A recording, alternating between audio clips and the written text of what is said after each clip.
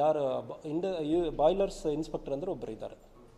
So ಅವರು ಒಂದು ಮತ್ತು ಲ್ಯಾಬರ್ ಆ್ಯಕ್ಟ್ ಪ್ರಕಾರ ಅವರು ಬಂದಿದ್ದಾರೆ. ಸೊ ಅವರು ಬಂದು ಈಗ ಇನ್ಸ್ಪೆಕ್ಷನ್ ಮಾಡಿ ರಿಪೋರ್ಟ್ ಕೊಡಬೇಕು. ಸೊ ಇನ್ಸ್ಪೆಕ್ಷನ್ ರಿಪೋರ್ಟ್ ಬಂದಾದಮೇಲೆ ಬೇಜವಾಬ್ದಾರಿತನ ಯಾರು ಅಪಾಯಿಂಟ್ ಮಾಡಿಲ್ಲ, ಟೆಕ್ನಿಕಲಿ ಸೌಂಡ್ ಇರುವವರು ಅಲ್ಲಿ ಹಾಕಿಲ್ಲ ಅಂದರೆ ಇದನ್ನು ಅರೆಸ್ಟ್ ಮಾಡಬೇಕಾಗುತ್ತದೆ. ಸೊ ಅಂಥ ಸಂದರ್ಭದಲ್ಲಿ ಸೇಫ್ಟಿ ಮ್ಯಾನೇಜರ್ ಯಾರು ಹಾಕಿದಾರಾ ಹಾಕಿಲ್ವಾ ಮತ್ತು ಸೇಫ್ಟಿ ಇನ್ಸ್ಪೆಕ್ಷನ್ ಯಾವಾಗ ಆಗಿದೆ ಇದ್ರ ಬಗ್ಗೆ ರಿಪೋರ್ಟ್ ಹೇಳ್ತಾ ಇದ್ದೀವಿ. ಇದನ್ನು ರೆಗ್ಯುಲೇಟ್ ಮಾಡೋರು ಇನ್ಸ್ಪೆಕ್ಟರ್ ಆಫ್ ಬಾಯ್ಲರ್ಸ್ ಅಂದರೆ ಇರ್ತದೆ. ಬಾಯ್ಲರ್ಸ್ ಆಕ್ಟ್ 1923 ಬಾಯ್ಲರ್ ಎಲ್ಲಿ ಹಾಕುವ ಸಂದರ್ಭದಲ್ಲಿ ಕೂಡ ಅದರಲ್ಲಿ ಇನ್ಸ್ಪೆಕ್ಟರ್ ಕಡೆ ಇನ್ಸ್ಪೆಕ್ಷನ್ ಆಗಬೇಕು. ಅದು ಅವಾಗ ರೆಗ್ಯುಲರ್ ಆಗಿ ಇನ್ಸ್ಪೆಕ್ಷನ್ ಆಗಬೇಕು ಮತ್ತು ಅವರು ಸೂಚನೆಯಲ್ಲಿ ಕೊಟ್ಟಿರ್ತಾರೆ ಮತ್ತು ಎಕ್ಸಿಸ್ಟಿಂಗ್ ಆರ್ಡರ್ಸ್ ಪಾಲನೆ ಮಾಡಿಲ್ಲ ಸಂದರ್ಭದಲ್ಲಿ ಕಾನೂನು ರೀತಿಯಲ್ಲಿ ಕ್ರಮ ಕೈಗೊಳ್ಳಬೇಕಾಗುತ್ತದೆ. ರಿಪೋರ್ಟ್ ನಾವು ಈಗ ಇನ್ಸ್ಪೆಕ್ಟರ್ ಬರೀತಾ ಇದ್ದಾರೆ, ಅವ್ರ ರಿಪೋರ್ಟ್ ಮೇಲ್ಗಡೆ ನಾವು ಫರ್ದರ್ ಆ್ಯಕ್ಷನ್ ತೊಗೊಳ್ತೀವಿ.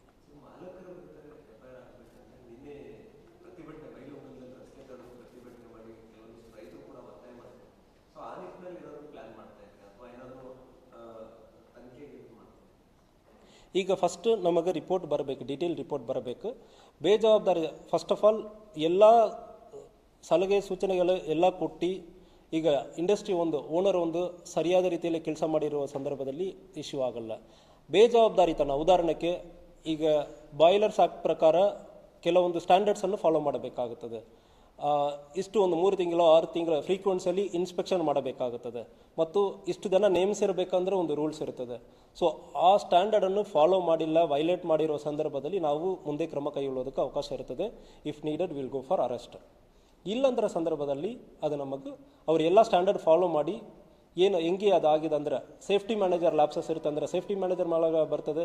ಸೇಫ್ಟಿ ಮ್ಯಾನೇಜರ್ ಯಾರು ಕೂಡ ಅದಕ್ಕೆ ಯಾರ್ಯಾರೆಲ್ಲ ಅಪಾಯಿಂಟ್ ಮಾಡಬೇಕು, ರೂಲ್ ಪ್ರಕಾರ ಯಾವುದು ಅಪಾಯಿಂಟ್ ಮಾಡಬೇಕೋ ಅದು ಆಗಿಲ್ಲ ಅಂದರೆ ಉಳಿದವ್ರ ಮೇಲ್ಗಡೆ ಆ ಜವಾಬ್ದಾರಿ ಬರ್ತದೆ.